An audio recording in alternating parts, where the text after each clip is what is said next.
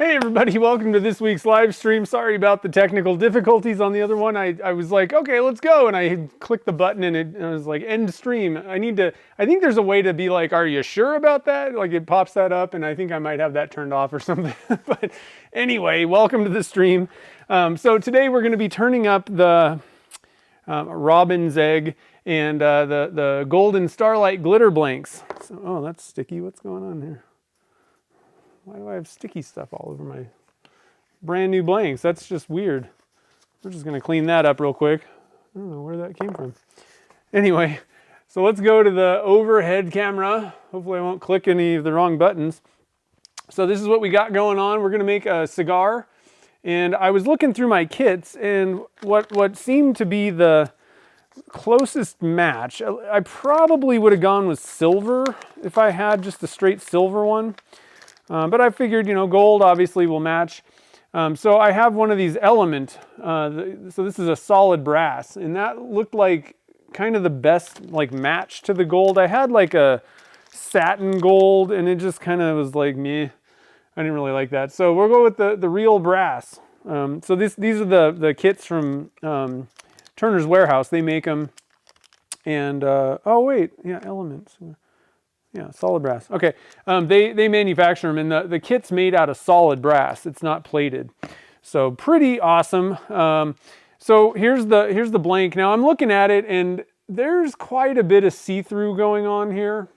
You could, if you really wanted it to be like trying to go for opaque, I think you'd probably have to go with I don't know, like maybe add a little bit of mica powder in there as well as the glitter. I think you could add some just like the Olympic gold, or whatever. It doesn't matter, but like something like this where it's like gold.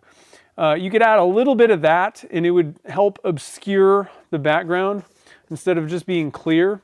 But I think as long as you didn't go too heavy on the powder, this is one of those things where you'd want to sneak up on it. Add a little bit, and you would want to see through to the stick. When you're, how we do it with, usually what we do is we're trying to make it opaque, and you kind of pull some of that, imagine there's resin with the mica powder in, and you'd look and see if you can see the wood grain. In this case, you would definitely want to see the wood grain, a little bit, but I still think that, it'd have to be kind of like the perfect amount sort of thing. But, if you go kind of light on the mica powder, you'd still get the shimmery, because this thing, the Starlight glitter is kind of like holographic. So if you just added a little bit of mica powder, it would help kind of obscure the clear areas. You can see down here at the end, I don't know if you can see that. It's pretty much see-through, like it's totally transparent. So anyway, I don't think it's a big deal. Now on this one, I wanted to test something. Usually I would paint the tube or something. You could paint the inside of the blank if you didn't want to mess with the, trying to nail the mica powder. Paint the inside of the blank, whatever color. You could try to maybe match the resin color, like the robin's egg. Or you could maybe go for like a yellow or something like that. Black would darken it. White would brighten it a little bit, but it would, all those clear areas would really take on that color that you paint the inside of the tube, or inside of the blank. So what I decided to do was do nothing, just go with a brass tube, and we'll have to see how this looks. It's kind of a little bit of an experiment. This is pretty see-through in some areas, so we'll have to kind of see how it turns out. But I wanted to do an experiment. I figured I'll be the guinea pig. Because this pen doesn't matter that much, and I don't think it's going to look that bad, even if it's not exactly what we're going for. But I'm probably going to give this pen to Gretchen. So I hope it turns out good, but if it's not perfect, it's not going to be like the end of the world. So this is a good time to test. So here's the blanks that we made. We'll switch back to this view. What the heck is sticky? I got sticky stuff all over the place. I don't even know where that came from. Don't you hate it when there's like a sticky spot? And you're like, where did it come from? I did make some blanks this morning, but I had a thing. I don't know what's going on here. Anyway, I hate sticky things. So here's, oh God, there's more. Where is this stickiness? Oh, maybe I sat them, whoops.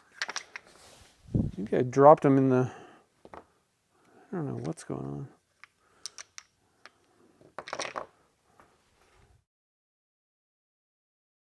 I keep getting sticky stuff all over my hands and I hate it.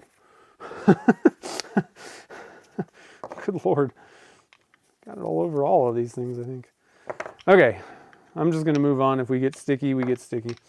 So here's the blanks that we got out of that batch. I think they're looking pretty cool. I don't know, I think this is gonna be a pretty good looking batch of blanks. I'm just gonna put these aside because this is just driving me nuts with these sticky things.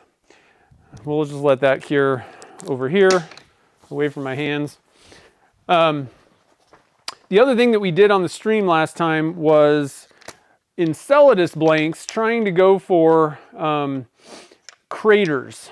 And so what we did was we did not pressurize them, basically.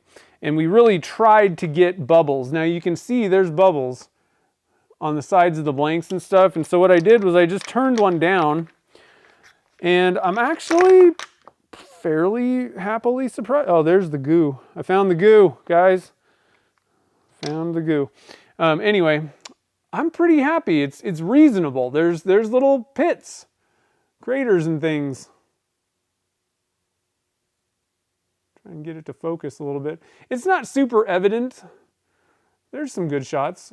There's little craters here and there. Try and get some light on this subject here. And what I did this time, I didn't even think about this, but when I made the pen, let me go grab the pen for you guys so you can see that.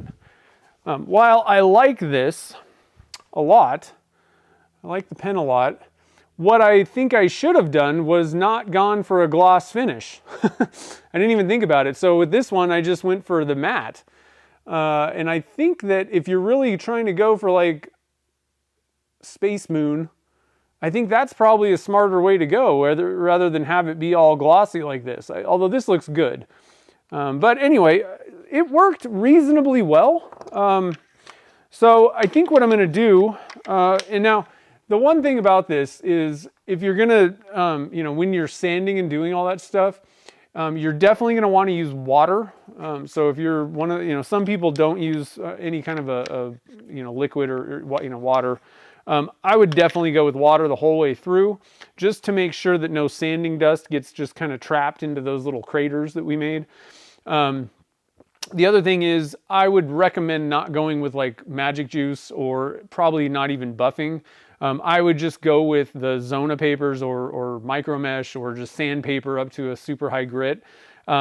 And just wet sand the whole way through. And that's what I did with this one. Now, obviously I didn't go that high, so it was just kind of what I would normally do with my wet sanding. But I think that this looks pretty cool. I don't know. It's a little bit more evident. You can kind of see the craters a little bit more when you're just kind of looking at it in person. It's maybe not coming through as well. Now they don't stand out. It's not like there's big ones. That's the other issue, is there's no like there's not much variation. There's some smaller ones and some bigger small ones kind of thing, but it's kind of cool. So I think what I'm going to do is I think I'm going to put these. We have a couple different Enceladus style blanks already going into the monthly subscription, the Pen Blank Club. I think I'm going to put these in because I think they're cool.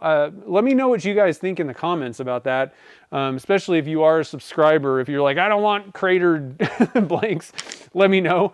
But I think they're kind of neat. It's a different, so it'll be kind of an interesting one for the Pen Blank Club, because you'll either get the bluer version, which look pretty good, the more green one that's like this pen that I made, which I think is a little bit more, at least what I was going for. One thing to mention, like these images that you look at of moons and things in space, sometimes like the reality, if you literally flew a starship out to the moon of Enceladus, I don't know that it would exactly look that way. Sometimes they do a little bit of color correcting and stuff. So we'll see. It kind of depends on how they edited the photos, but based on the one that I was looking at, Those ones look pretty similar, I thought. And then there's a cratered one. So depending on which one, there's 3 different versions that you might get in the subscription next month. It'll be kind of cool. So I don't know about the straw. So the problem is with the trying to blow things in there. This is the issue. Even if you just let it sit there, I mean, you could maybe try to time it perfectly and do all that stuff, but you're still kind of stuck with they collapse pretty easily. The resin gets really hot and that helps it actually collapse some of the bubbles. So like getting big bubbles just by doing like no pressure or even trying to blow into it or doing, which I highly recommend, don't grab a straw and blow into it.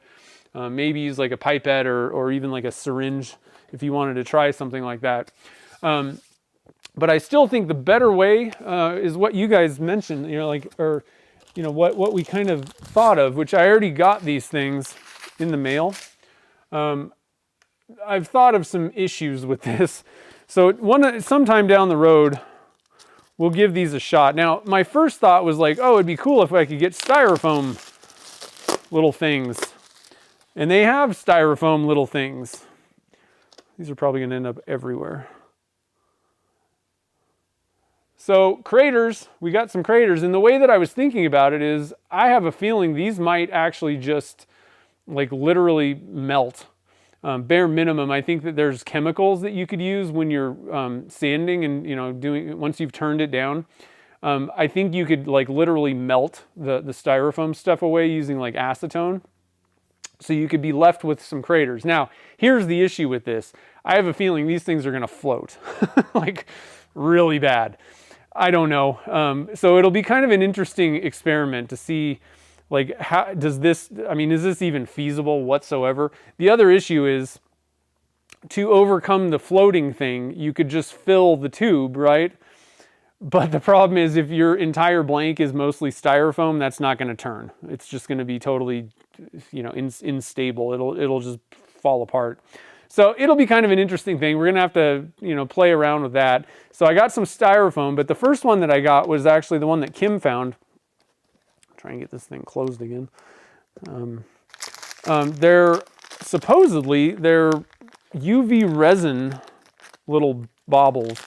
Now the problem is with these, they're heavy. So you kind of got another issue. Now these things you could fill up. They almost feel like, they're so heavy, it almost feels like glass, but I guess they're resin. That's what it said anyway. UV resin, and they're like these little bubbles. So I think, between the two of them, we'll do this sometime down the road. I got a couple other things planned in the meantime. But down the road, we'll try some cratering and see how that works. I don't know. Who knows how this is going to work. But we got 2 different options. And, we could maybe even try blowing bubbles into one. I'm not going to do the straw thing. I'm sorry, guys. Just not going to do that. But who knows? It could be kind of cool. So let me. Oh, you saw the John Deere blanks. Okay, so that's the third thing that I got 2 more things.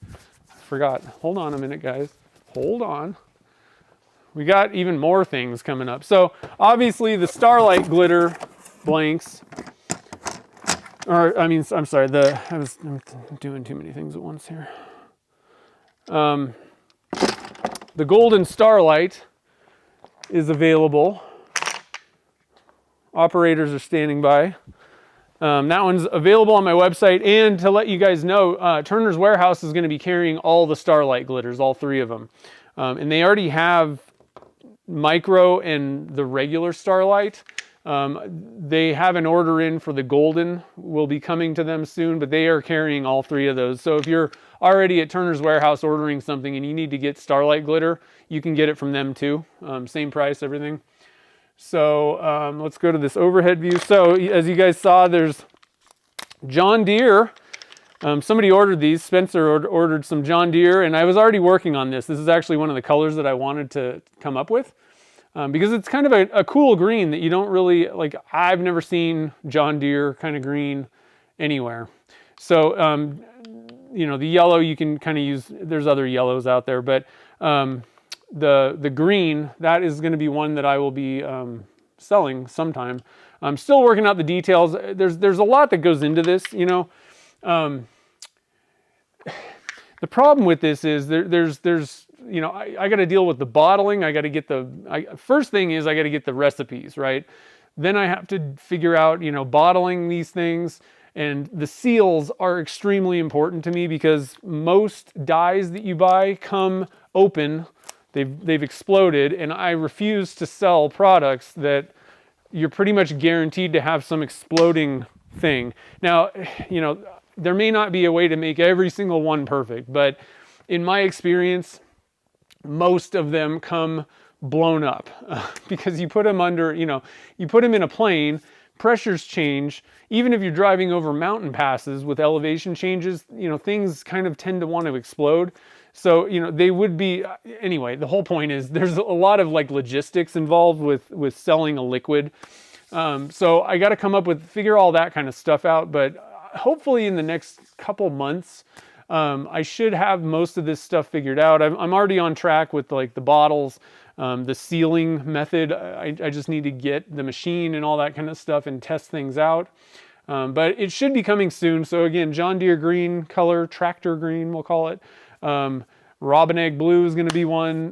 The coral. I'm working on, I got a few other things in the queue, but ahead of this, but I'm going to start working on like a terracotta. I think I can probably come up with something kind of cool with that. Army green is going to be another one. And I think there was one other one that I was thinking of. I don't know. I might look into pink. There's quite a few different pinks out there. So pink is a tough one. I'm not sure. I may go for like a pastel pink maybe. I don't know if there's one of those. Anyway, there's a few colors that I want to kind of start, you know, coming out with, and they should be coming in the next few months. So the last one is, so army green is a color that I'm going to come out with, but we'll go to the overhead. A blank, it has taken me 15 years, but I'm pretty happy with these as camo. I could never really get what I felt, and they're not perfect. I mean, obviously, it's really hard to make a blobby camo pattern when you're dealing with liquid. And when I was pouring, you know, the way that I used to pour all my blanks, it was in a brick, and they naturally tend to swirl more and move around. And so I really was never happy with any camo mix. I wasn't happy with the colors. But this is going to be the camo blanks that I'm coming out with. They should be actually in my store next week. I'm just ramping up production right now. I'm happy with the colors, and the patterning is reasonable, I think, for a camo blank. So let me know what you guys think of these. But they will be coming. So if you are not an email subscriber, I highly recommend you head over to my website and sign up for the email newsletter. Email newsletter people get, you know, if you're a subscriber, you're going to get discounts on like new blanks. And I usually have like a weekly discount on random different products almost every week. So if you're looking for pen blanks, and if you want to get in on these, next week, I would head over to the website and sign up for the email newsletter so you get that. You get your code. So I'm just going to drop a link to the golden Starlight glitter on my website. That stuff's available now if you want to grab it. And I'll, just in case you didn't see last week, this is what it is. There was kind of a screw up with my supplier. They sent this. And I'm like, that's not Starlight glitter. But I was like, oh, that's kind of cool. Let's see let's see how it goes. I'll just keep it and sell it. So it's kind of cool because it's holographic.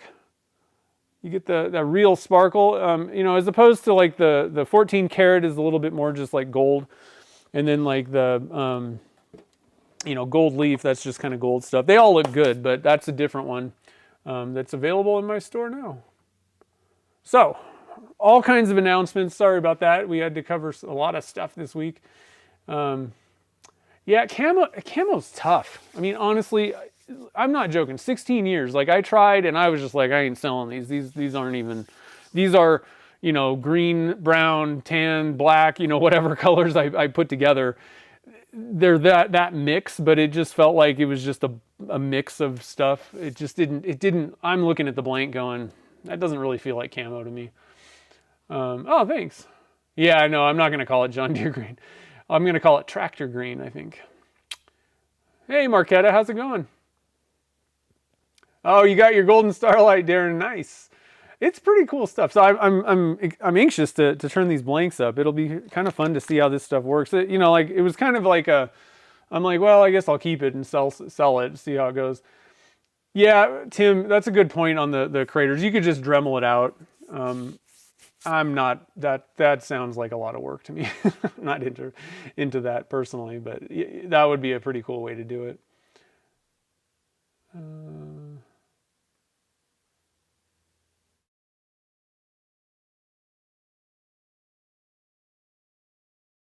All right, so I'm just making sure I'm not missing anything. Yeah, scrolling up, Mark was saying the computers are working. You know what the crazy thing is? Usually one of the cameras, because the way that I have my setup, I don't have one of those like switcher boards, which would make things a lot easier, but they're like $500, and I'm like, I can hook it up. But the problem is having two 4K things doesn't technically work correctly. It's hard to explain, but the problem that I have, the other reason that I haven't gotten one of those switcher boards, I would be willing to pay the $500, but I also use, you know, this camera is a webcam, which you can't plug into those switcher board things. They all have to be HDMI, which means that then I'd have to buy a $500 switcher board, and then I'd have to buy another camera and figure out how to set that up. And oh my God, this live streaming stuff can get a little bit crazy sometimes. So, I turned everything on and it all worked this time. The microphone and all the cameras, and I was like, wow, that's kind of crazy. So, oh, makeup or using, yeah, nice. Sectioning it, that's kind of cool. Sweet. All right, so let's head over to the lathe. That's not the lathe camera. Is there anything else? I don't think so. And just to let everybody know, also with the camo blanks, mine are going to be available like on my website. The camo blanks are going to, I'm dropping them on Wednesday, basically. That's when the newsletters go out, the email newsletter. So they'll be dropping on Wednesday on my website, but down the road, Turner's Warehouse is going to carry these also. So just another, to let you know, if you're already over there, you can get those. And I have some other, I have other blanks on their website as well. I actually have some that you can't get from me. I mean, you could custom order them, I guess, but they have the Phoenix, or not Phoenix, but like the Arizona team colors, and they're unique. Some of them are from blanks that I already had, because they were the same colors. But like the Diamondbacks, that's a totally unique blank. Same with the Cardinals. ASU might be a little bit unique as well. I can't remember exactly. I haven't made those for a while. But just to let you know, there is like team colors over there that are all the Phoenix teams. And they also have some of their copycats, their, you know, blanks that I have already. But oh, and just to let you know, I did confirm Turner's Warehouse is going to be carrying, this is the new chuck, the new collet chuck from Stainless Bottle Stoppers is making it. So made in the USA. This thing is awesome. This thing kills the Beal. I've been using it, obviously it was on my lathe. I've been using it a lot to, you know, I make those little samples, like I showed you the, you know, the, whatever, all those little samples. I turn these things. So while I'm doing all my experimenting, I've been, you know, every single blank, and I've made lots of these samples. So I've been using this thing. I haven't used it to like make a pen fully yet, but man, this is a super awesome chuck. It's so smooth. The back threads are super smooth. The nut threads are just, I mean, they're just like butter. And it runs truer than the Beal, even though it's like way longer. The other issue is you will never get water on your threads ever because it's sealed. You can get one. I think they're going to be making ones that have a hole. You could probably even just drill it out yourself.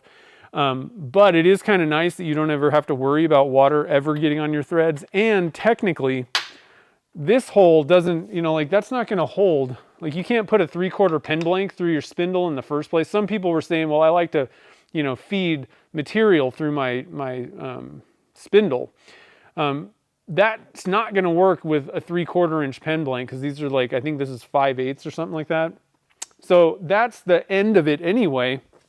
And I realized, where did I put my Beal chuck? Huh. Where did I put that?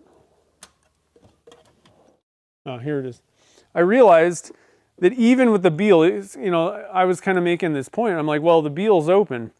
Well, the thing is, this thing's so short that even being closed, it actually is, you can hold more material. Like, it's deeper because your pen blank, as long as you're talking about pen blanks, if you got like 1/4 inch material, then you could, you know, you could feed it through this. But anyway, there was a couple things that I was really surprised about on this chuck.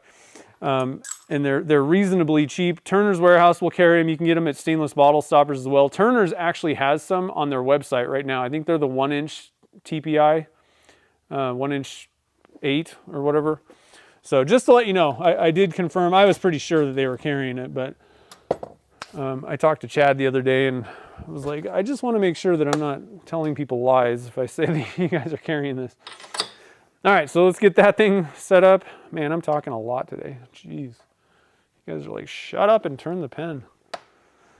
All right, so let's get this thing going. I can't wait to see how this thing turns out. That looks pretty good right there. Get that thing going. All right, so I got to get my dust collector set up, turned on and all that stuff.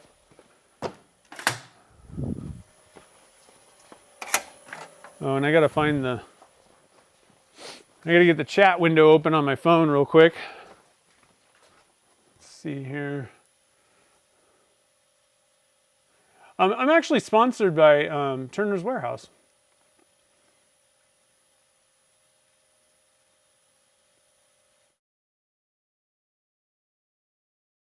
Am I using OBS? No, I'm actually using Prism Live Studio for my streaming software. I like it a lot better. OBS is free, so is Prism, but Prism is a little bit more refined, and it actually has a few features that you would have had to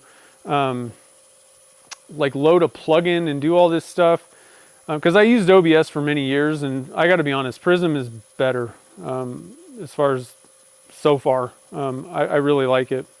The problem that I was saying about the cameras is more, I don't know if it has to do with I don't think it's the software. It's like the computer doesn't like having multiple inputs like that. It's basically, so what it is it's the capture card. I'm using 2 of the, what are they called? Just in case anybody's like, the Cam Link, the Elgato Cam Link. Technically, you're not really supposed to be using 2 Cam Links on the same computer. It gets like kind of confused and stuff. Something. So it's very fun. All right, so I got to go to my channel. Okay, hopefully this is the right one. Yeah, there it is. Spindle is a Morse taper. Turned it all off. Yeah, that doesn't help when you turn the whole thing off. Yeah, the collet chuck is nice. So you know, if you already have one, you know, that isn't like a pain or so, you know, like there's like problems with it for some reason, I don't know that you need to go buy a new one. It's a collet chuck. You know, I will say if you're in the market, this is the one to get. I think it's extremely well made compared to the Beal was kind of the golden star. It was like the best one that I knew of for many years, and I liked it. You know, the Beal works fine too. The problem is Beal, the company, went out of business, and Lee Valley bought it, which is fine. That's nice, but now they're in Canada, and I don't. They're just a little harder. I think they're more expensive now. So I think this one's actually. I haven't looked at the pricing. I don't know what the pricing is offhand, but I think it might be cheaper than the Beal anyway. Now, made in America, easy to get, and one of the other things is they black oxide this thing, so it's never going to corrode either. So, you know, all the other ones. Now, I've never had an issue with that, but I'm not a very good test for things corroding. This might be plated with something because I obviously get it wet, but let's open this up. This might have like a nickel plating, but many of the collet chucks do not. There is some corrosion on the inside there. Not a big deal, but I'm in a pretty dry climate. I don't have humidity and all that stuff, so I don't know. Typically, rusting and corrosion is not really a problem for me. So I don't know how that factors in necessarily, but it could, you know. All right, so here we go.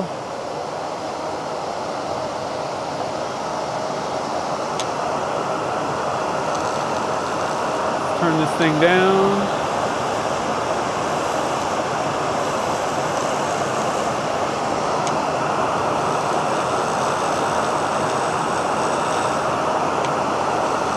And I'm just using a standard cutter right now. You could do that, you know. I definitely think for like regular pen turning, I think that the negative rakes are probably the way to go if you're doing resin blanks.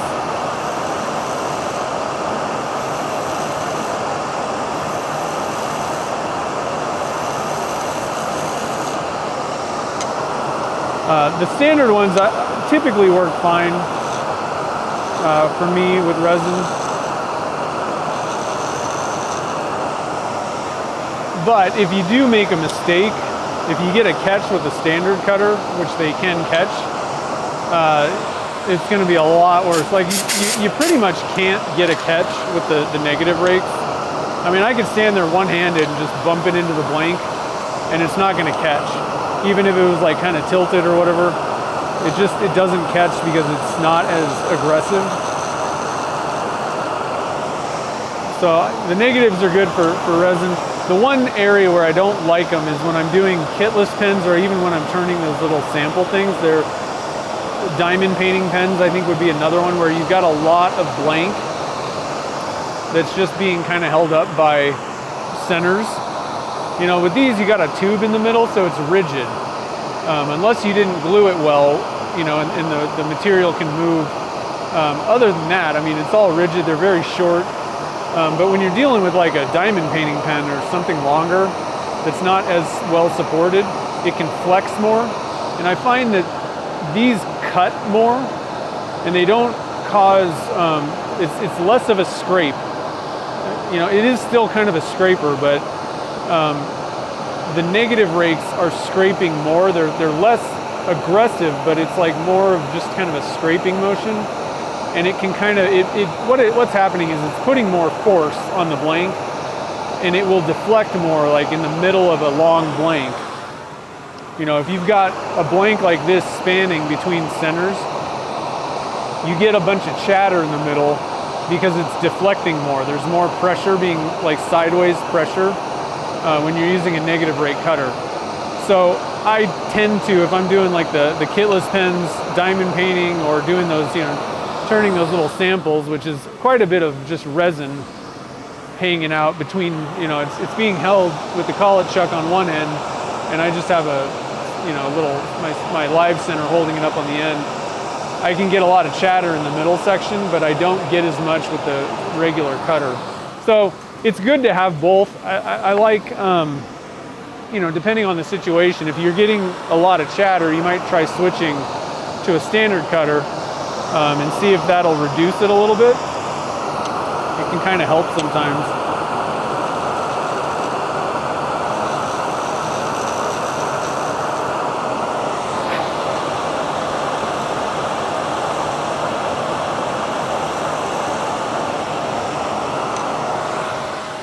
I gotta get my glasses on. I can't see, guys, and I'm super disappointed. I went to the eye doctor and all this, and man, I gotta be honest, the glasses are really not, they're making me more dizzy than anything. I guess there's like, because I have an astigmatism that it's also correcting for, and I guess you kind of need to get used to that for a few days.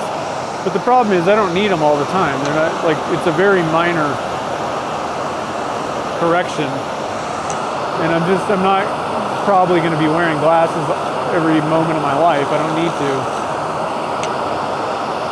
So it's kind of hard to be switching back and forth between these things when you just need it for, you know, turning a pen. So,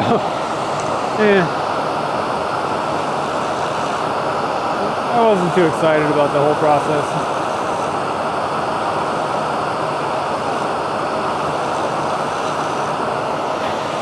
Probably just going to switch to like a reader. And that's it.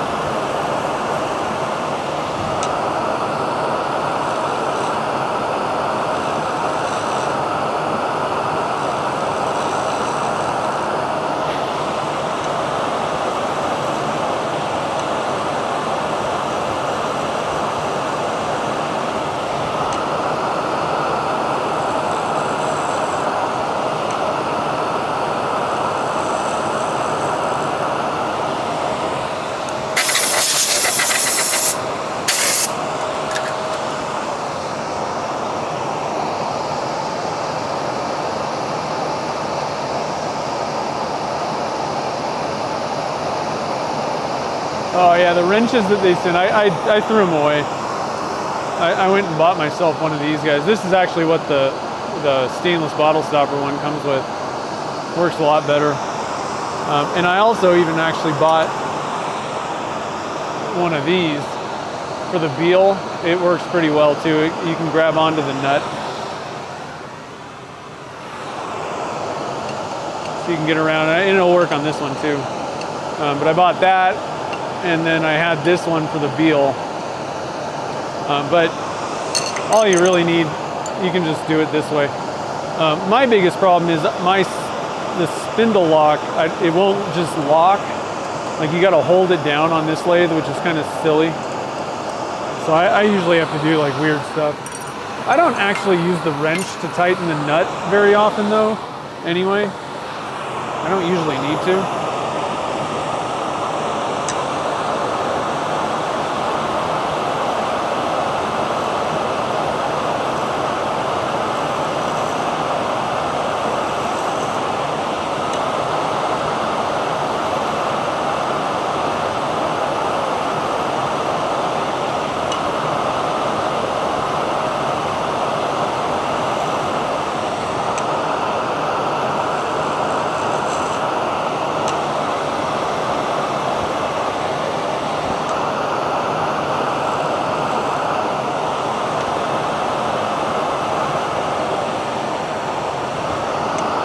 So this thing's getting pretty close here, I think.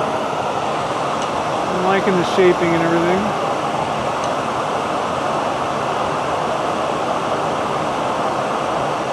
Try and smooth it out a little bit here and there.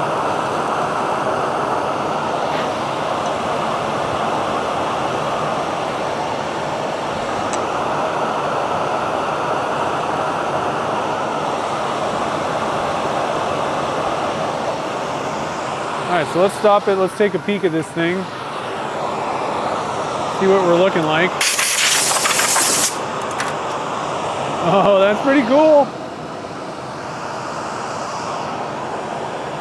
So some of the really clear areas that I saw before were kind of on the outside of the blank also. So the inside portion, you know, now that it's turned away, is actually quite dense. And I think that the tube is working, just the brass behind there. Because I do think I'm seeing that, but I mean, it's not like I gotta look very closely. Now, once we polish this thing, I'm actually gonna drop this down. Sorry guys. The camera's like really tall. I'm gonna drop it down just a little bit. Can't even see the viewfinder. There we go. Once we polish it, we'll be able to see through better.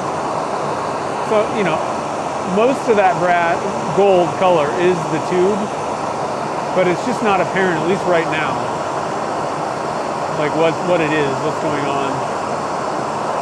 There's a pretty big, that's pretty clear right there. So that might be a little bit when we get it all polished up, but see, I got Yeah, I got everything to the bushings pretty well here. Maybe like a little bit of a lip there. So let's give it one quick jolt. Kind of clean that up a little bit.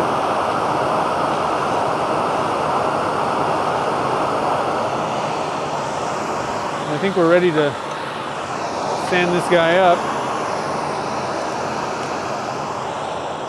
Yeah, that's looking pretty cool. I like that. I like those two colors together. What do you guys think about that? I think that's a pretty good combo. Let's see here.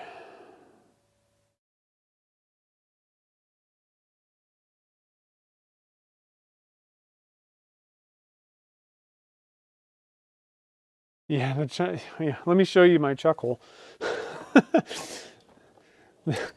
That bar thing just, I mean, it completely wrecked the hole. It didn't even fit. Like both holes are jacked up. It didn't, and then it wouldn't even work because it didn't fit in there. Let me bring it back just in case somebody didn't see. So yeah, like I said, the Beal chuck works fine. I was very surprised. That's why I say, like, you don't need to replace a chuck that's working fine, or works reasonably well.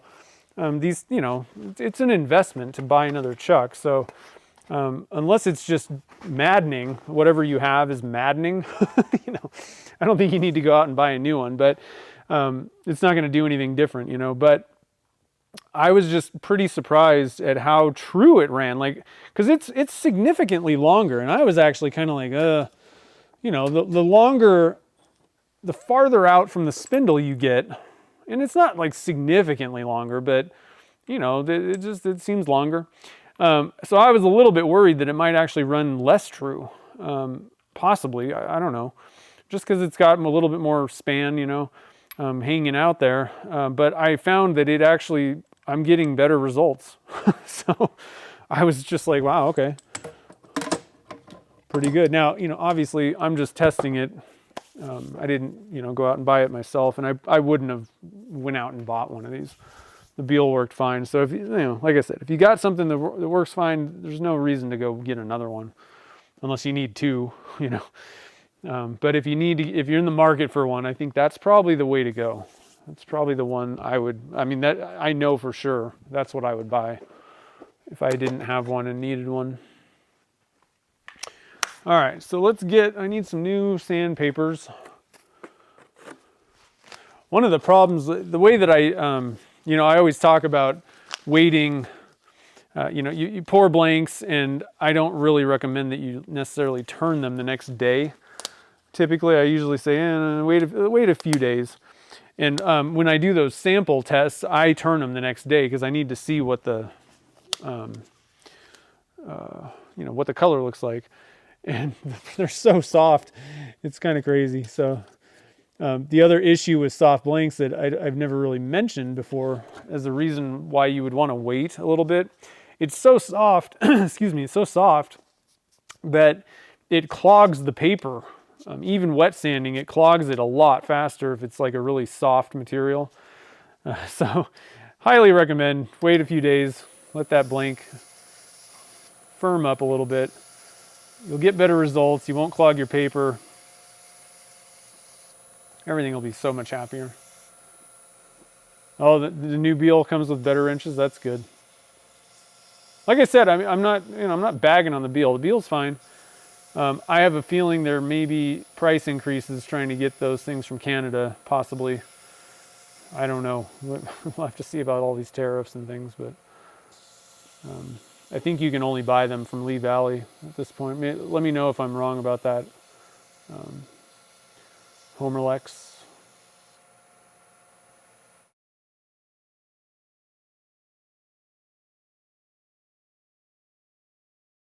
Yeah, I don't think they have a set that comes with the collets, but I mean, you can buy, like, thing is, I got the Beal set and it comes with like 5, and that's great, but like I use like 2 out of that set, and I had to go buy sets anyway. And I think that's the reason why they didn't do that. I think stainless specifically, they were like, well, people use like very specific collets usually. They don't need every single size a lot of times. And a lot of times you can't fill a set with every size that everybody needs. Like I need mostly 3/4, obviously. But sometimes the blanks are a little bit bigger. So like if you're dealing with blanks that were cast in a PVC pipe, 3/4 inch collet isn't going to work. You're going to have to go up to I think it's the 13/16. They might have an 11/16. I don't know if that's available. I can't read this. Glasses. Give me the glasses. Yeah, I got a 13/16. That's what I use for my PVC. And that one is, nobody's going to put that in a set. So you got to go buy that separately. So I think that's the thing is like, just buy the collet and then go get whatever collet, go get the chuck itself and then go buy whatever collets you need. It just kind of makes more sense for most people. And then you got to use like, different collets. Like if you're doing the kitless pens, you'll have to use different collets for each one of the mandrels. I really wish they would just simplify those and make them all like 3/4, or at least make them all like 1/2 inch or 5/8 something. I'm pretty sure you could mill, maybe not the section one. That one's a little bit weird, but I think you could make both the body and the cap out of the same material, same thickness, so you don't have to switch the collets for each one of those things. I don't know. I just think things could be a little bit simpler sometimes. 1/4 inch is a pretty good one to have. 1/2 inch.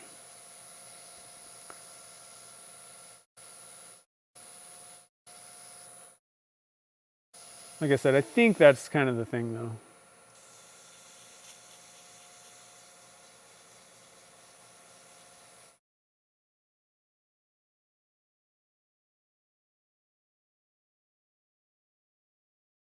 Oh yeah, gold and purple. Not too bad. There's a Lee Valley outlet in Reno. Huh. Yeah, I don't know. I used to buy a lot of stuff. I really like Lee Valley. They sell really good. A lot of their stuff is really good. And when I was more like a woodworker, because that's how I started into this life, let's call it. Got into woodworking, and I had a lot of Lee Valley tools. I got a lot of their planes, saws, hand saws, marking tools and things. Like I bought a lot of stuff from Lee Valley back in the day. Good company.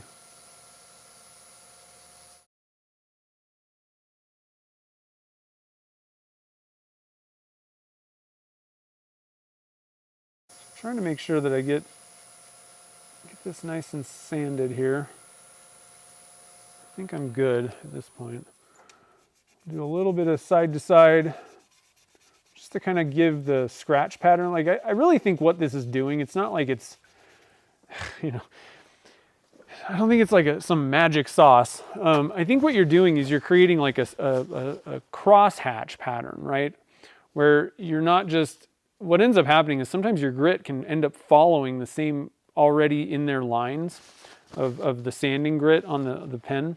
And I think that's what helps with that kind of cross grit, cross hatch sanding, is it kind of breaks that pattern up a little bit and makes sure that, the next grit doesn't just kind of follow the same lines. And that's why you get a little bit better, because it doesn't, it seems kind of silly, like what's going on here. But I think that's what is actually happening, is you're just giving the next grit, you're not letting it just follow the pattern that was already there.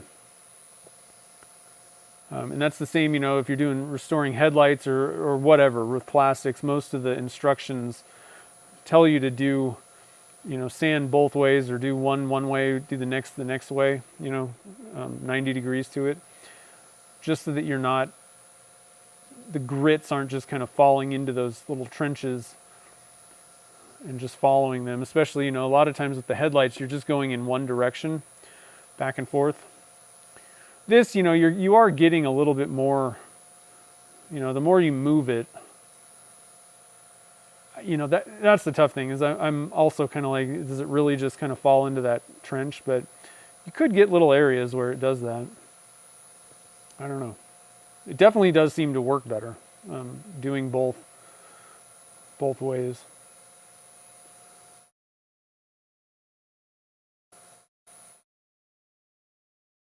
Yeah, the Veritas products, that's most of many of the things that I have. I bought a lot of random different stuff from Lee Valley. They have pretty good hardware too.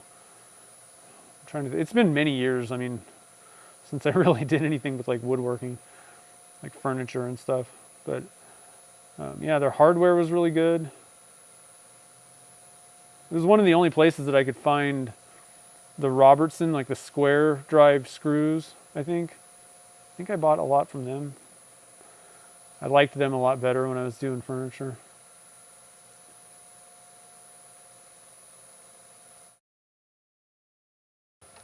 All right, I think that ought to be pretty good. We'll do a little bit of this number.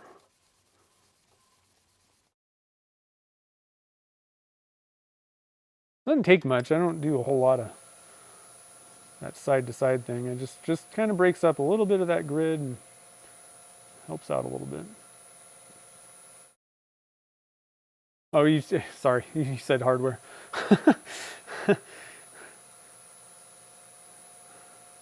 Didn't read the whole thing. Maybe my eyes read that, and that's why I remember. Because otherwise, I don't know why I would have remembered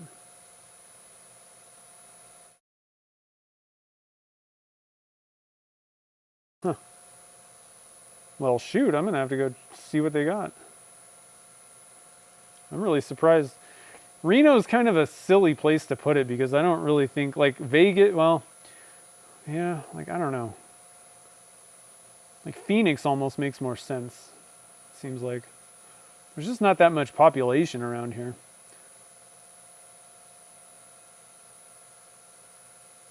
Not that many like woodworkers, I don't think. I don't know. Kind of crazy. Might have just been a cheap place to put a building up though. Yeah, I like McFeely's a lot too. They got all kinds of random stuff. Like just random things. And it's pretty good. I think they're in like Southern California. So I always get my stuff like super quick from them too. I don't buy a lot from them, but they always have the things where I'm like, I need some like super random thing. And they're like literally the only place that even has it. I'll just do a little bit of this number.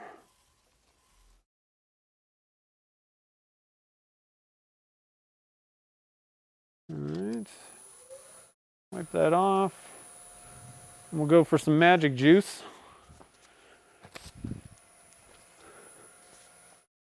Doing the magic juice.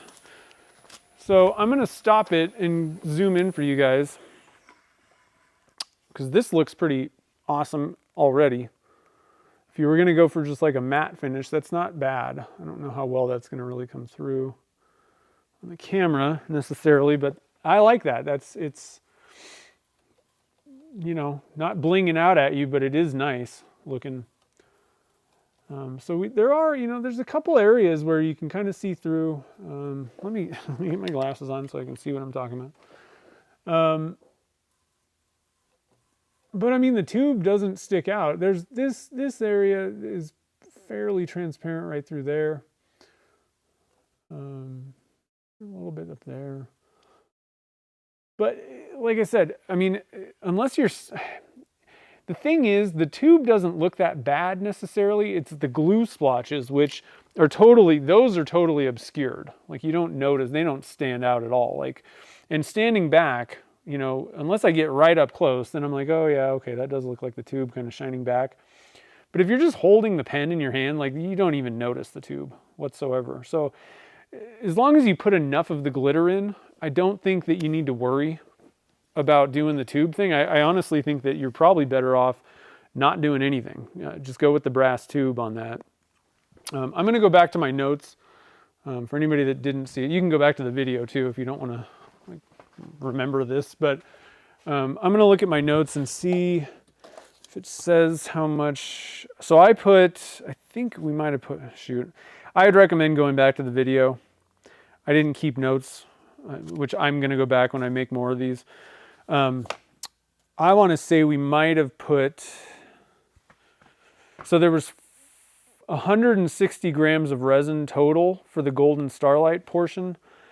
And my notes say I put a teaspoon in. That might be correct. I think you could even go with like 2 teaspoons, you know, and you'd be pretty good.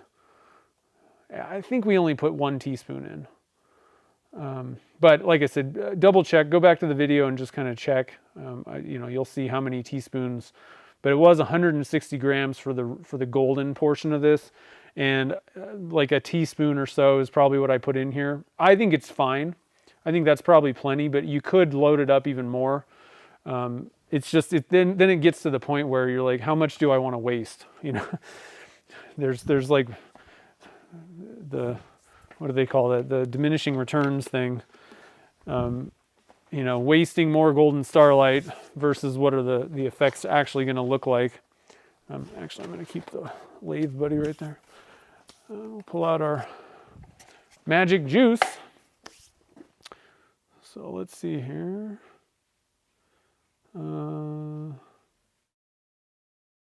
Shipped from New York, huh? Yeah, it definitely gives the gold depth. If you added mica powder, it definitely wouldn't have that.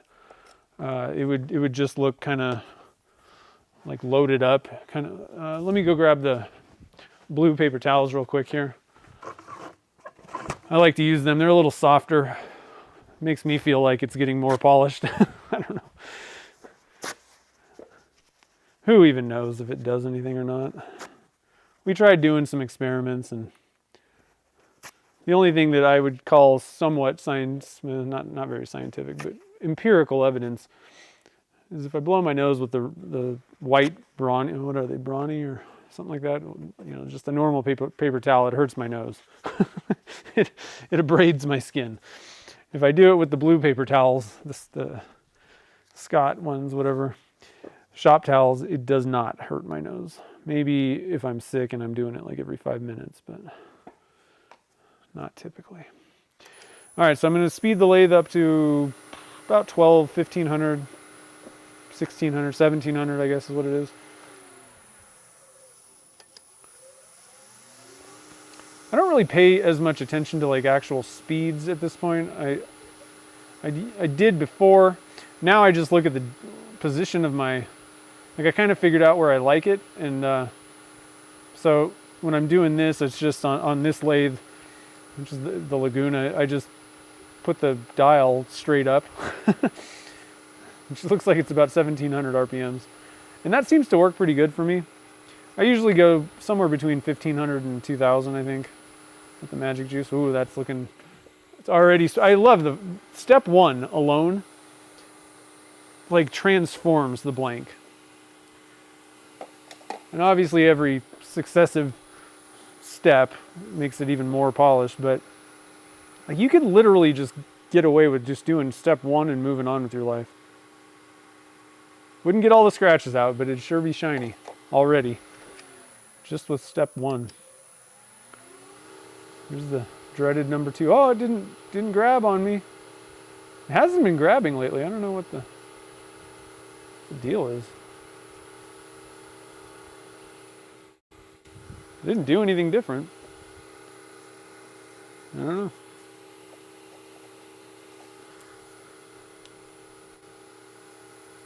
Do I have baby dragons? Nope. I got those from, oh, I cannot think of her name. She's down in Phoenix. She sent those. She makes them, and I think she makes the eggs, if you want to grab them. I got to go find her name. I'm just totally spacing. I know her. She does Stormwinds blanks, which are some of the best pen blanks on the planet, by the way, if you haven't seen her stuff. But I think you can buy those things from her. Let me, I just cannot think of her name.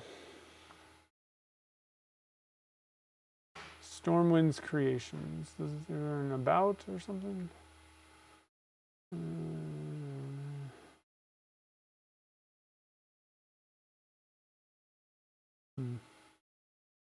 Well, there's nothing in there.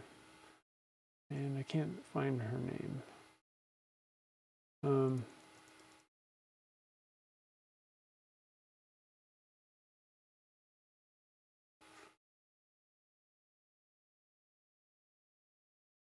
Huh. Well, I'm having a tough time here, guys.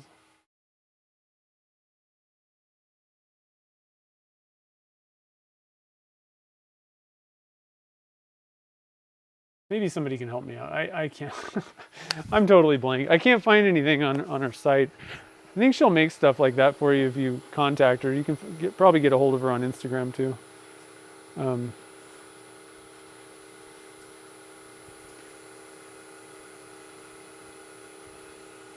Sorry. Get this thing going here.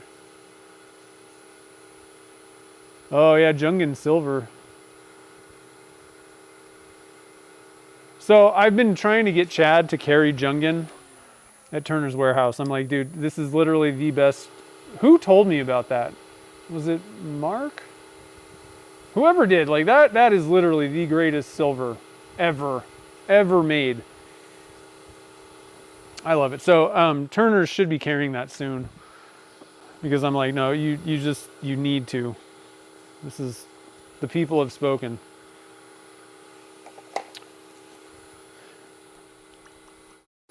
I love that Jungan Silver.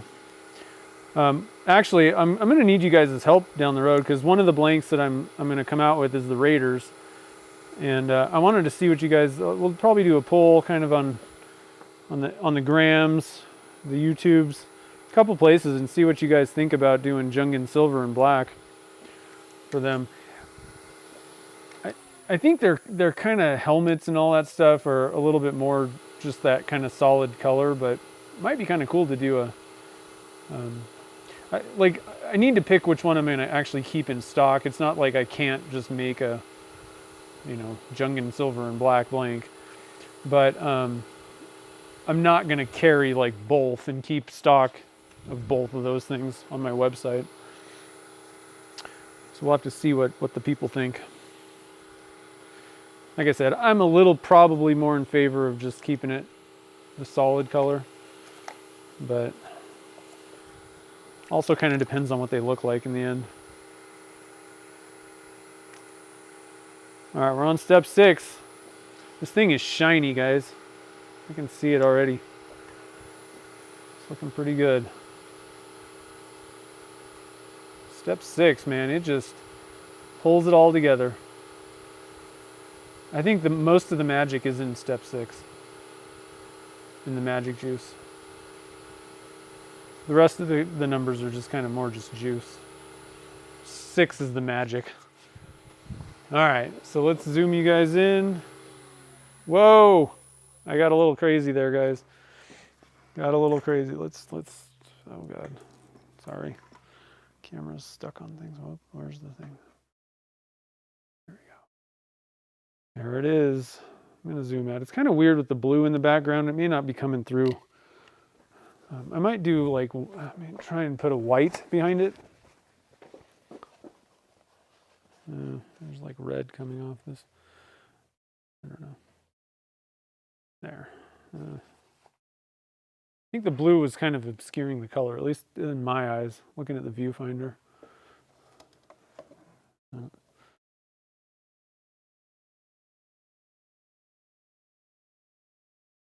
There we go. That's looking pretty good. It's very shiny. Wow.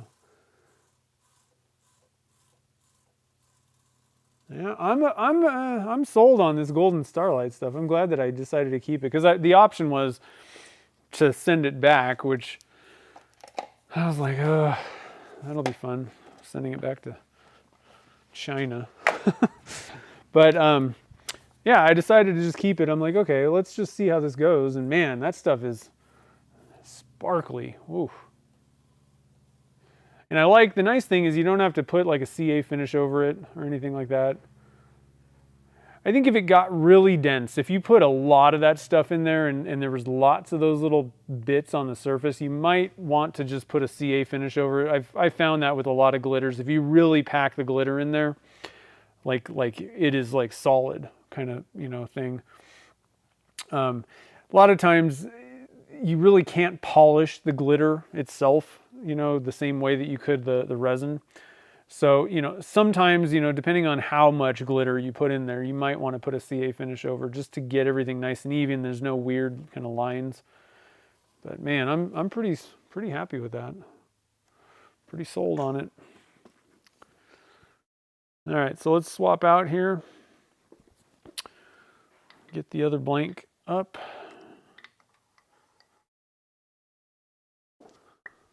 I think this is going to be a nice pen. And I always, like I said, you know, after doing the magic juice, I always like to take a paper towel and just kind of wipe off in between. There's usually a little bit of, you know, polish in there.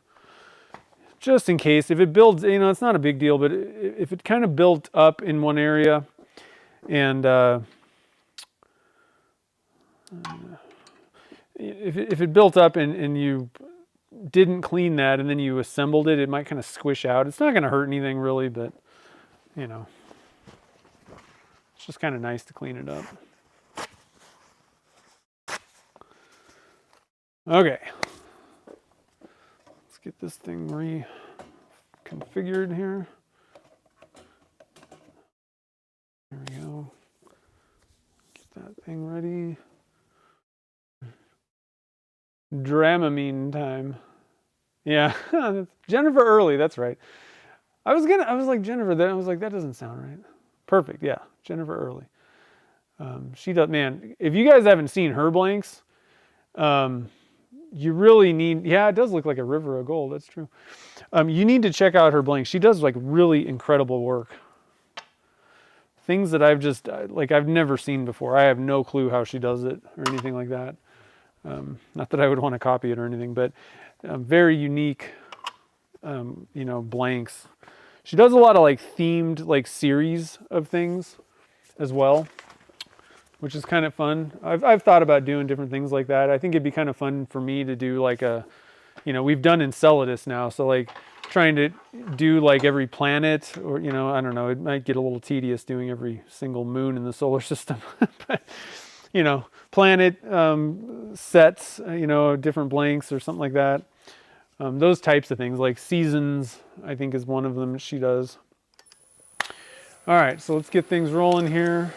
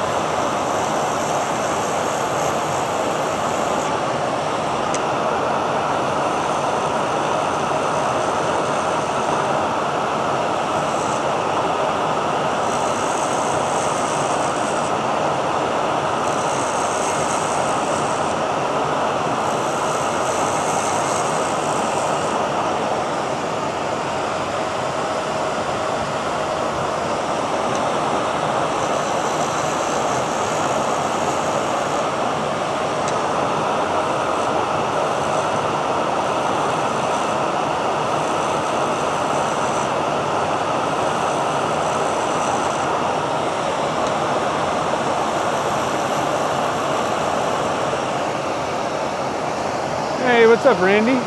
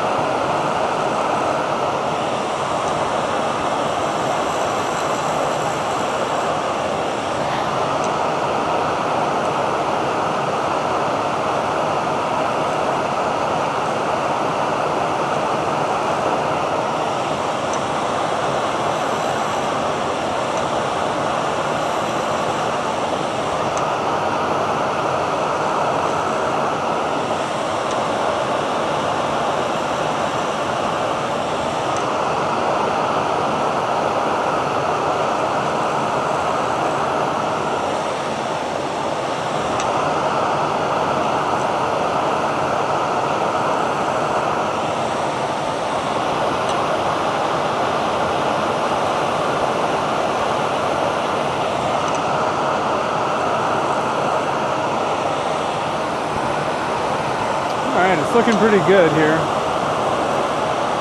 Just kind of.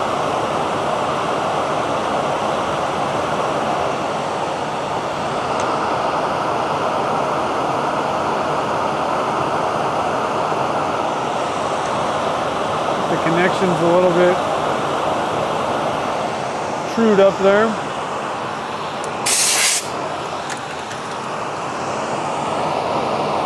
That's feeling good. That's feeling pretty good. I'm going to take a little bit. It's kind of a little bit of a bump right there. Kind of flatten that out a little bit more. All right, I think that's probably pretty good. Turn that off. We can do some wet sanding. Get you guys zoomed in a little bit on this. Nope, we're not very centered, are we? How about there? Oh, the battery cable came. Okay. Yeah. And before we started, I marked the inside of the tube so that I can know which way that it'll go. Again, with cigars, I'm usually, it's not that important usually to mark and do all that stuff. You can kind of line it up and without, and like retry different positions without having to disassemble the whole thing.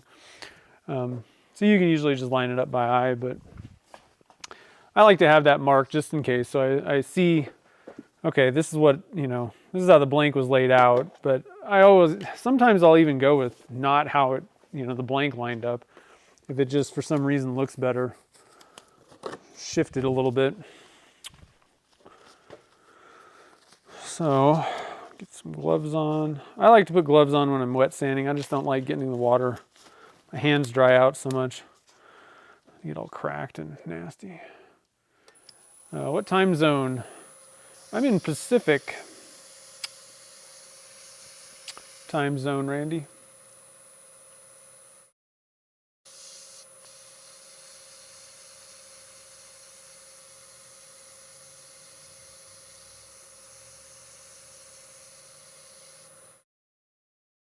Yeah, noon Pacific time. That's when we start. Although today, you missed it. I started a little bit late. Like it's one of those things you're like, oh, I'll just do this for a little bit, and like the time just totally gets away from you. So I was a little bit late starting, and then I turned the stream on, and then I was going to switch the camera to the starting camera and all that stuff, and I totally hit end stream instead, and had to totally restart everything. I was like, oh man. Things happen. They make the button so pushable. Like that's the one that you should probably push right now because it's all like screaming at you. Finish stream. And I did it. And I had to redo it. So I'm gonna have to make sure that I don't forget to delete that first 5-second nothing video out of the thing so that people don't get like, what's this? What's going on here?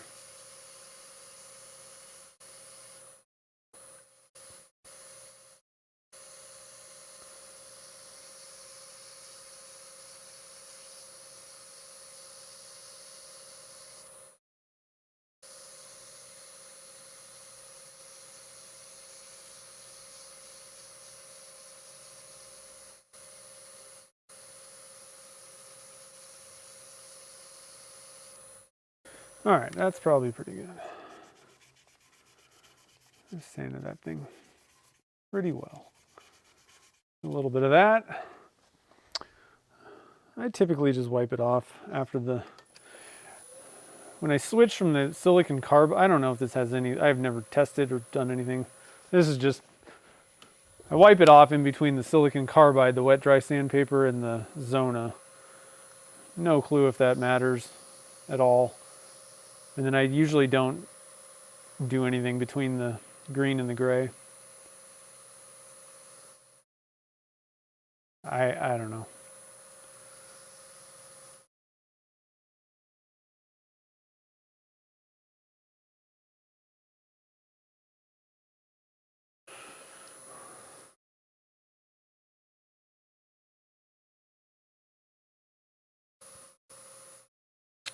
So these are definitely going in the pen blank club next month. These are good ones, I think. And then the Enceladus blanks also. I think at this point, I think that there might be one more slot available if you want to get into the pen blank club. I think they might be sold out at this point, the slots. And if any open up, I'll always let everybody know. Like I said, I think it was last week or the week before. I don't like the way that subscription, like the software on my website works. As far as I know, maybe if I paid for more features, whatever, maybe it would be a little bit easier. But they don't have a thing where you're just like, I want 20 subscribers. Because it's not really I think it's more meant for like bundling stuff and like subscribing to products. Like, I don't know, I don't know. If you bought, I'm trying to think of something that you would buy, like paper towels. And instead of just buying once, you could like subscribe to that product being in stock on the website somehow. I don't know. It's kind of a different thing that we do. You're not subscribing to a product that you run out of all the time, that you continually buy. They're unique products every single time. So the way that I would rather have it set up is just have X amount of subscribers. And when that's filled up, when you get 20 or whatever, then people can't order another one. But the way that it works is it deals with inventory of Pen Blank Club subscriptions, and it's like silly. And then it takes inventory every time the thing resets, and people get charged the subscribers every month. Makes my life a little bit hectic, because I got to basically change the amounts all the time if there's spots open. All right, I think I've sanded that to death, explaining the subscription software. Okay, on to the last step. Before the magic juice. Last sanding step here. Oh, thanks, Randy. This was, I can't take credit for this one. This was actually my wife Gretchen's idea. She knew that I was telling her about the golden Starlight glitter thing. And I told her that I was just going to keep it. And then I had also brought home samples of the quote-unquote Tiffany-ish blue for her to look at and, put her 2 cents on. And she's like, what you should do is put them together. Put the robin egg and the golden Starlight into a blank. I was like, okay, let's do it. Okay, I think that's probably pretty good. I'm going to do a little bit of this number. Yeah, that's looking good. Okay. Time for magic juice. Time for the magical portion of the show.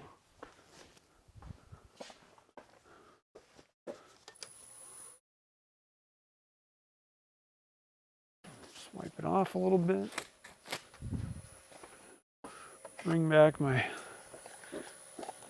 handy dandy magic. I think I'm going to need to restock my magic juice. I bought the 2-ounce bottles last time. Is that what they are, 2 ounce? Yeah, 2 ounce, the big ones. And I was like, that's going to last me forever, and I guess not. Go get some blue paper towels to use.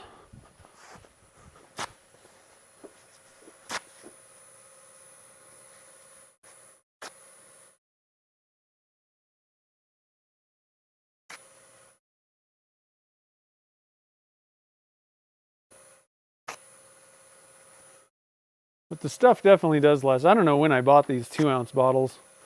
It was years ago, though. I think, at least a year ago.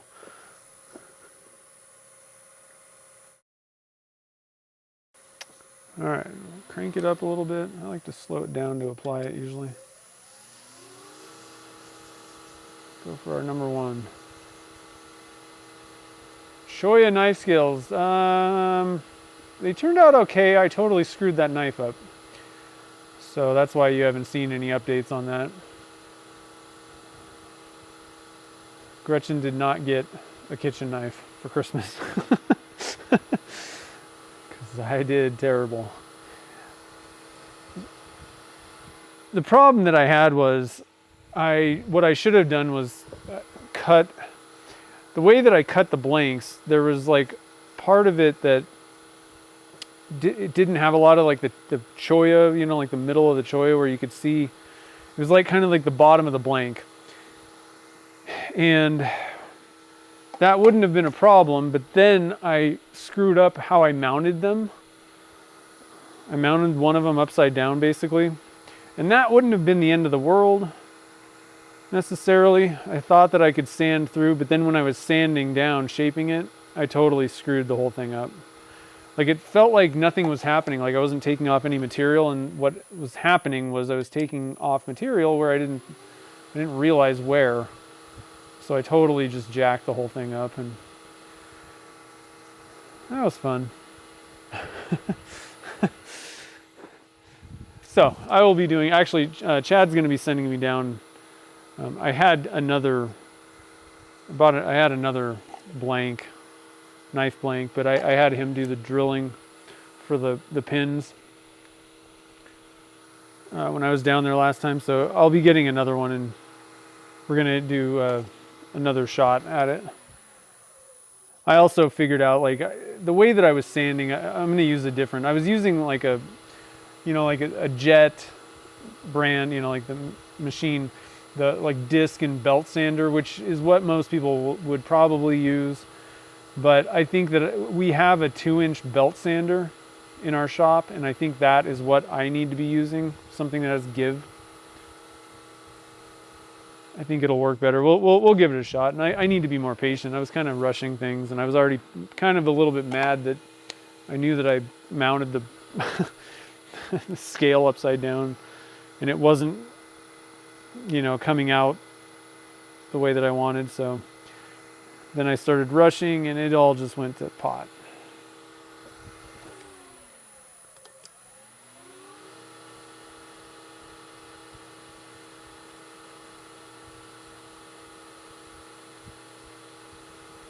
All right, so we're on step 4 here.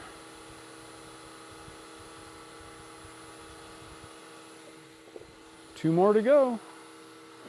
Then we can put this puppy together.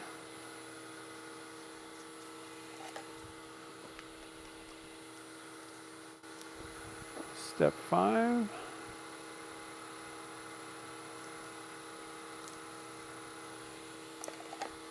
You guys zoomed way in. Zoom out a little bit. Just realized you might have been.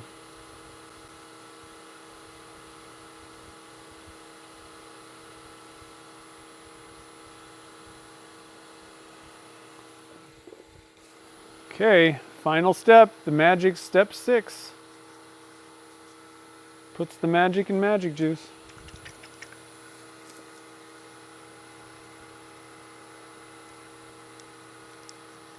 Oh. There we go.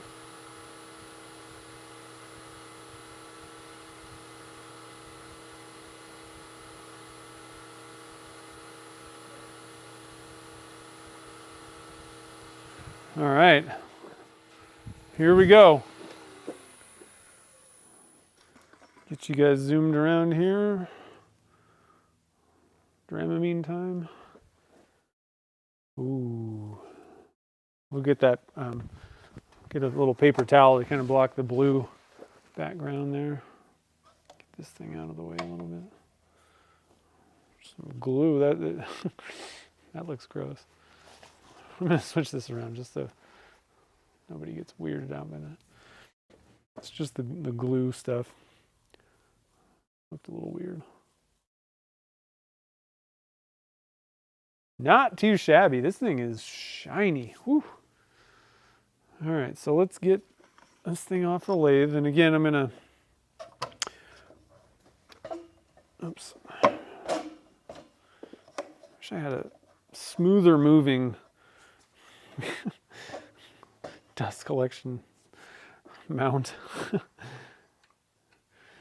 So I'm gonna wipe off the inside of these guys. I'll bring this back on camera here just to show you for anybody that's just joining us. I like to wipe off because there's some funk, you know. Not too bad this time. I don't want that squeezing out when I'm assembling the pen. Put my bushings back so I don't lose those. And we'll go and get set up over here. Hopefully we won't find sticky resin. I think I'll put down a thingy. There we go. Overhead view. Okay.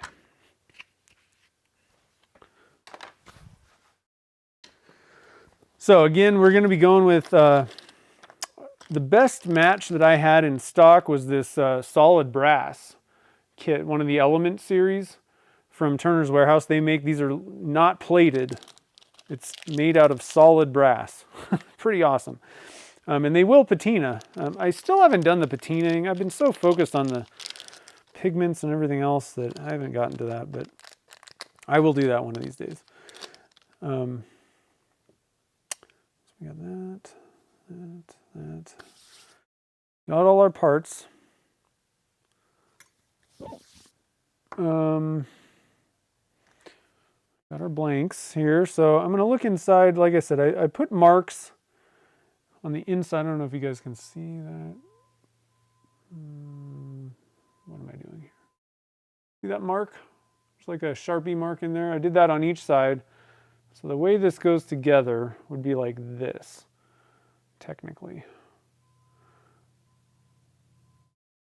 Did I do, oh man, did I do this wrong? No, yeah, I did it. I'm okay. So that's fine, but this is a case where I think, like I said, I don't need to necessarily follow that. It may look better a different way.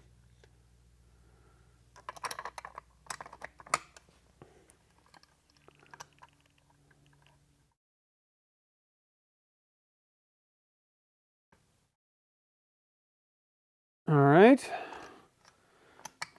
got that guy.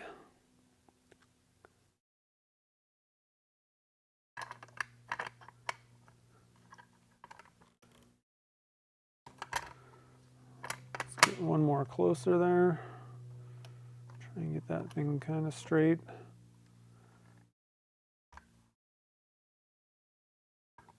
So Chad had a thing where, I'm going to go grab something really quick because I think it's a smart idea. One of the problems is you could technically, this has never happened to me before, I don't think, but technically you could, if you're pressing directly against those threads, I don't know if this is gonna, if I'm gonna have what I need in here. What can happen is you could kind of damage the threads basically.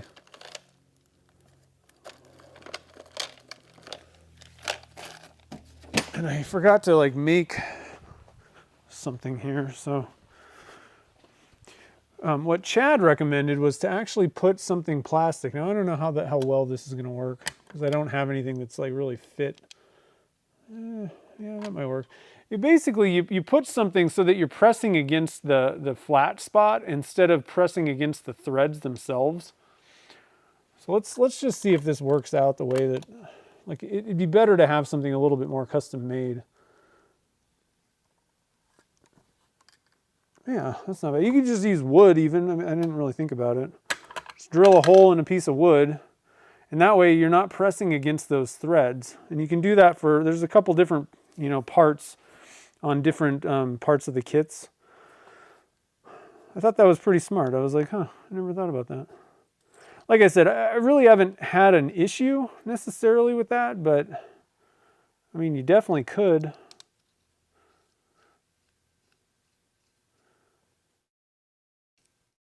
All right, everything works good.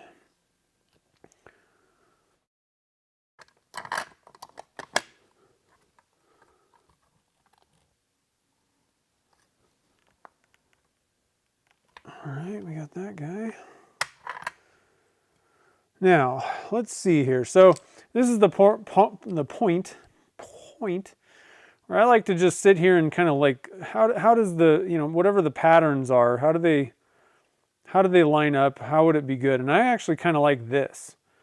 I don't know how it was, you know, at this point I've lost the marks. I can't see what's going on, but I kind of like where it's kind of swirling around. Maybe that was how it worked before. I don't know if that's the direction it was. And then on top of that, it's kind of weird. There's like a copper.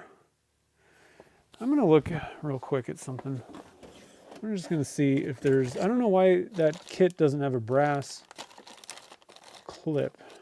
I find that a little bit weird. Thing looks kind of copper to me. So I think what I'm going to do is I have a different clip. That might just be like an error or something, because it's like, it's pretty much, that's copper. I don't know what's going on with that, but I don't like it. So we're gonna switch out here. I've got another kit that, yeah, it's satin, and I may actually just get a different clip down the road for this.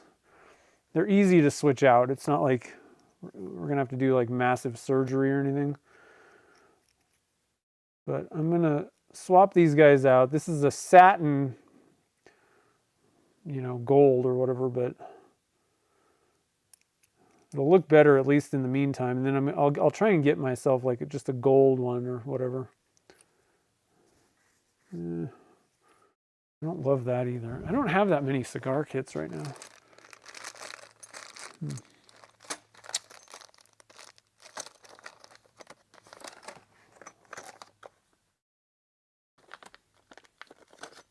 Whoa.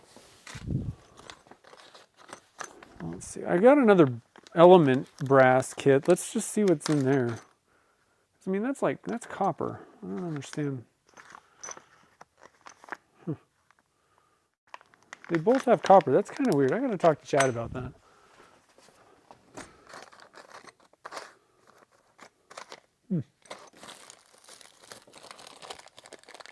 Here we go. Here's a gold one. I found a gold one in a random kit. All right, here we go. They need to put gold in these things. Not copper. That's weird. I guess, actually, I think the reason that they did copper might be so that it will patina. I don't know. I think we might have asked them about that. They're not in the chat, are they? I don't have the chat up here. No. Okay, so here we go. I like this better. I'm sorry. I think that just goes better. So I kind of like this orientation. Hold on a minute. How did I do this?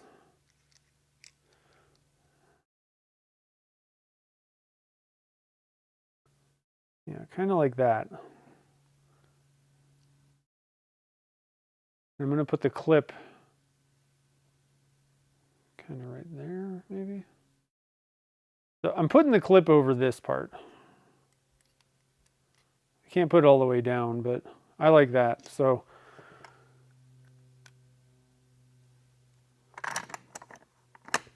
that's where I want the clip, and then we'll line up the blank, the two pieces in a second here.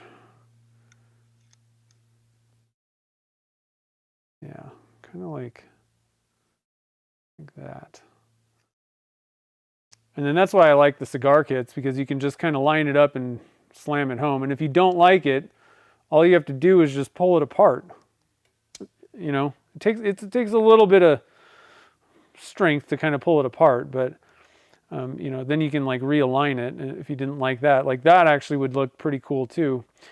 What I'm trying to do is line up this with this a little bit, but also still have that kind of, you know, where it's kind of blue, gold, you know. Man, that's not too bad, guys.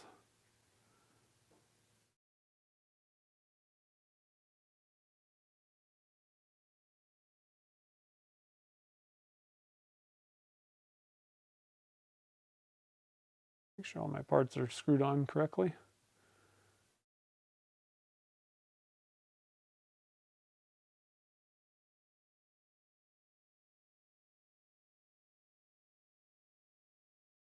Yeah, I like that a lot. What do you guys think? Let's see here. Have I got my pen business? No, I have been completely focused on pigments and other personal life random stuff lately. Eventually I'll get it going. The other problem is I've been waiting for nibs from Chad was supposed to engrave those like literally a year ago. So I'm waiting on some things like that, and it's just not the most important thing on the list of things I got to do. But eventually I will. It would just be nice to kind of get over the pigment thing. That would, I mean, because it's taking up quite a bit of my time, or at least I'm putting a lot of my time into that to try and get on top of most of the colors, just to get things kind of figured out. Now the next step is I got to figure out the bottling and all that kind of stuff, the seals, shipping, distribution, let's say. So haven't done that yet. Let's see here. Barb's here. How's it going? Yeah, I have been doing quite a few pens on the stream. Let's see here. What am I using for bushing storage? I just purchased. So Turner's Warehouse, if you buy bushings from them, and I think this is the most brilliant way of doing it that I've ever seen. They have these little pop-top doohickeys. And I think this is probably the smartest method of doing it. Because, you can buy those like things with the drawers. That's what I had been using. And the nice thing about those is I put drill bits. So like for like the juniors, I've got the 12.5 and the 10.5 drill bit in that drawer, as long, it has to be long enough, and I put my bushings in there. And so that works okay. But like, if you run out of space in that, whatever thing, because it's only like this big and I have way more bushings than that, it's kind of a problem. And so, like I said, Chad mentioned this. And so I literally just bought, you can buy them on Amazon, like a ton of them, for pretty cheap. I think the biggest problem is like you can get them for extremely cheap, but you have to buy like 300 of them.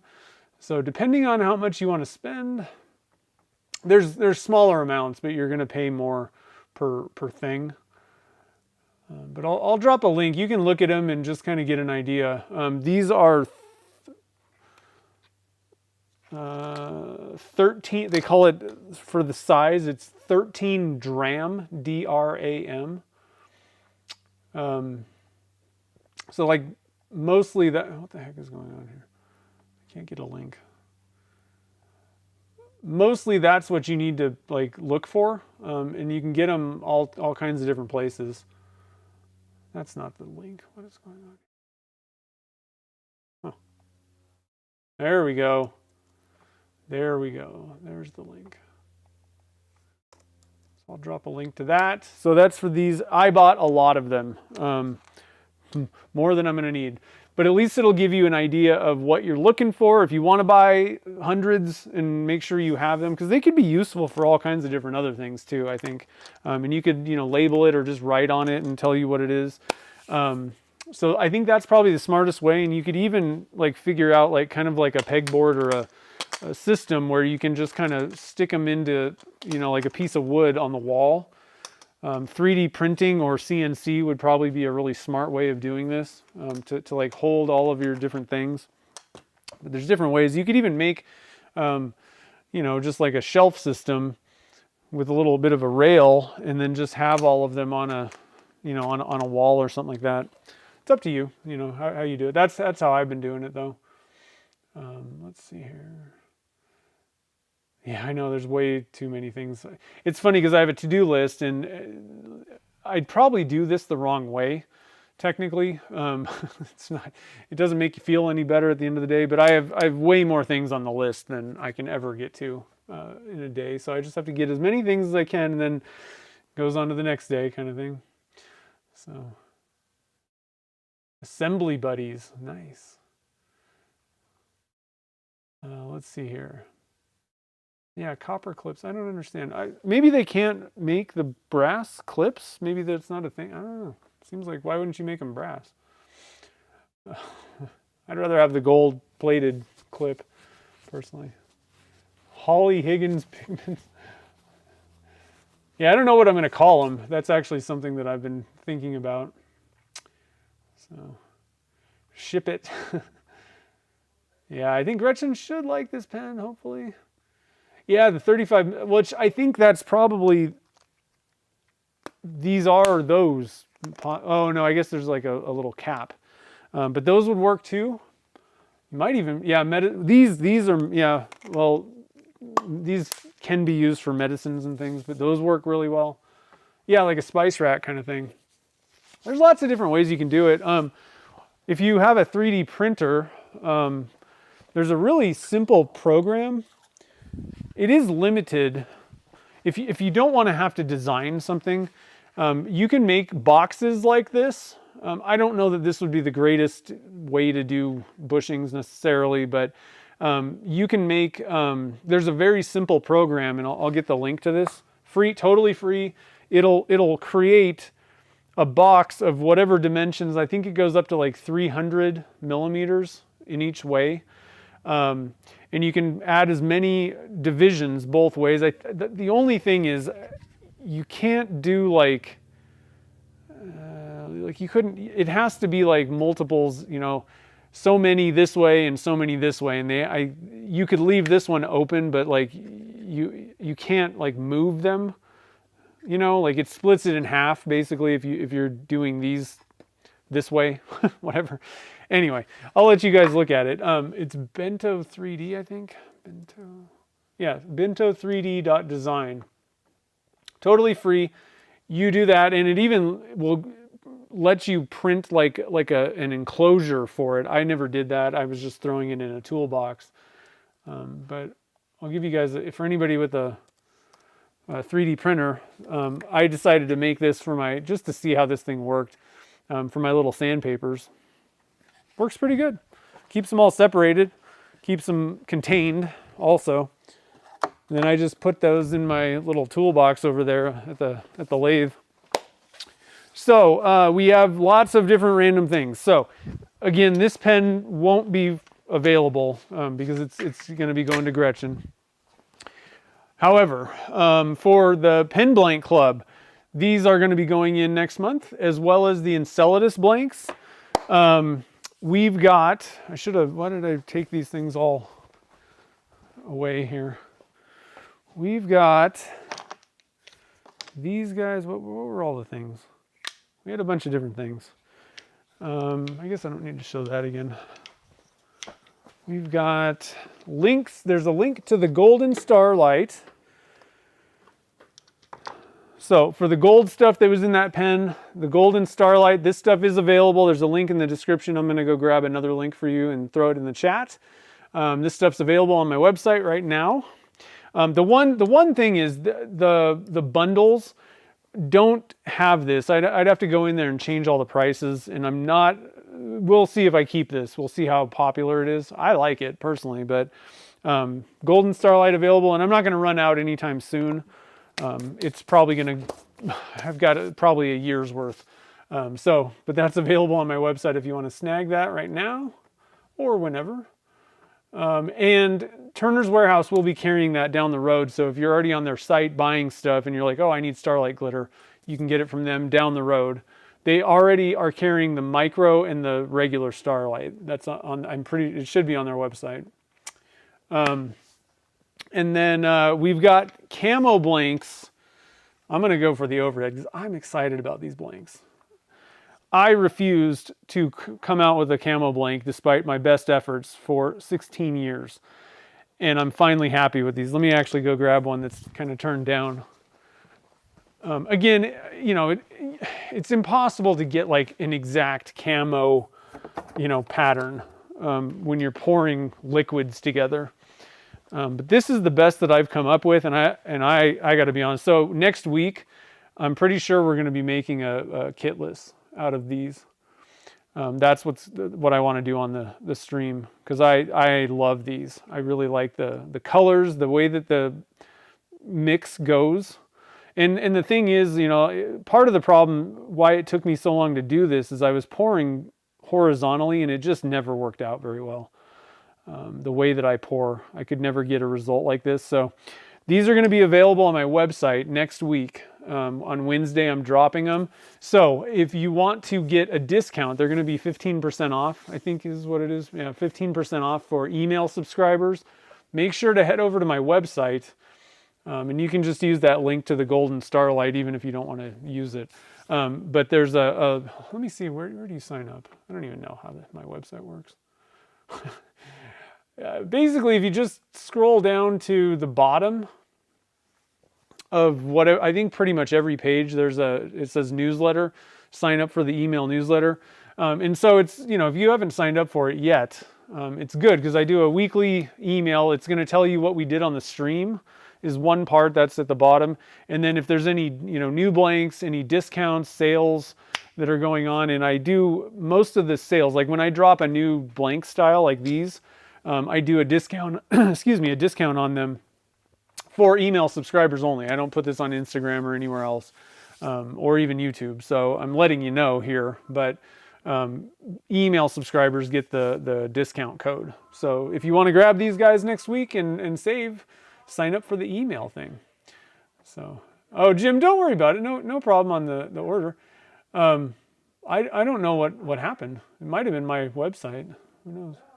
Yeah, the Gridfinity thing I looked at, that just seemed, even for me, that seemed more complicated than I care to mess with. But that is a good way to go. And if anybody's interested in looking, you know, look up videos. If you have a 3D printer, the Gridfinity system is a pretty cool way of doing things. Like I said, I just didn't have enough time. This bento thing was like literally you just kind of go in there, give it some dimensions, and it spits out a file. So I was like, oh, let me just, you know, try this out, see how it works. And it was very fast. But if you're interested in like really organizing, you know, and having a lot of options in how you lay things out, just type in Gridfinity in YouTube. There's lots of people showing you how that works. It's like a 3D printed system where you can kind of just build all kinds of really cool things. So anyway, don't know Gretchen's birthday. Oh, I will. Yeah, it's coming up soon here. She's actually going to be out of town on her birthday, so I don't know. Well, I'll just have to celebrate later on, I guess. But anyway, I think that's about it, guys. We covered pretty much everything. So very happy with these. Oh, I guess the only other thing, so the robin egg blue, not Tiffany blue, of course. The pigments. So I'm going to be coming out with the army green, Tiffany-ish blue, tractor green. What are some of the other ones? I'm looking. Oh, we got the what is that called? I can't think of the word. Coral color. And there's like one or two other ones that I'm looking to develop. Those things should be coming within a few months. I just need to figure out the logistics of bottling, shipping, sealing these things so they don't leak all over the place. So be looking for those. They should be coming out. I'm pretty excited to do that. And if anybody has any brilliant ideas on what to call the pigment line, I've thought of a few things that didn't really excite me that much. But I wanted to kind of come up with something that wasn't like Resin Works Studio Pigments. That's just so long, you know. I wanted to come up with like a name for them that was kind of simple and people can kind of think about. Be like, oh, I got those pigments. So anyway, if you have any ideas, let me know. But anyway, like I said, next week, what I think I want to do is turn up one of these guys. Actually, I'll probably do a couple. I'm just gonna go for. I'm probably not gonna make these in kitless length. I don't really know that. I don't know. We'll see. What can end up happening with dyes, like with like liquid pigments like this, having it drop 8.5 inches can cause more kind of bleeding and stuff like that. So I'm not sure. I haven't really tried pouring longer ones. You're just kind of better off keeping things separated a little bit more, doing shorter ones. And this is one of those cases where I don't really know that it matters that much, putting 2 camo kind of blanks together.